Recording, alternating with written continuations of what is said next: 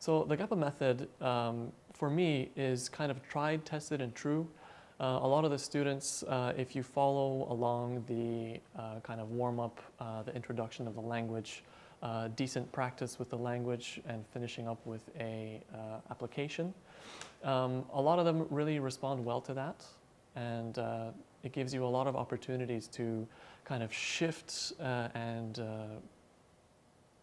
customize the lesson towards what they want to do, their reasons for studying English. So if you can do that, then it's really good for the client and pretty easy as a beginner instructor to get through the lesson also. So I think the Gaba method is very unique in comparison to other eikaiwas.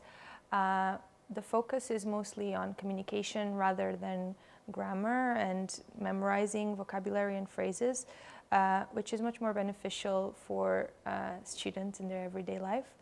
I also think that is really good that they can bring in materials and they can choose what they do in the lesson. So I've had clients bring in CVs or presentations to work in.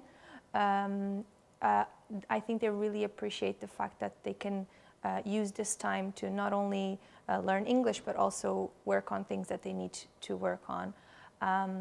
There are also other resources like My Read or the G-Style English podcasts, which are really useful, as well as other tools to learn for the students.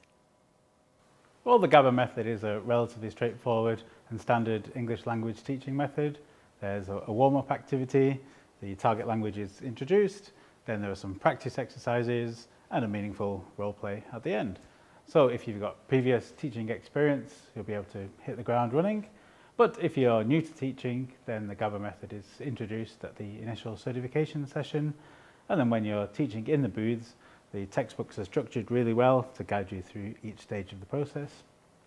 The textbooks themselves have lots of different interesting topics that form the core part of your lesson, but it's really easy to expand from those core parts to customize the lesson for each client.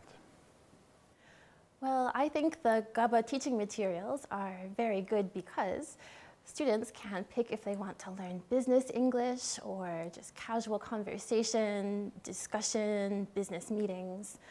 So students are more motivated to learn English that they can actually use. Previously, I worked in public schools and students weren't really interested. They couldn't imagine a situation when they would use that English. So I think Gaba is more effective for learning.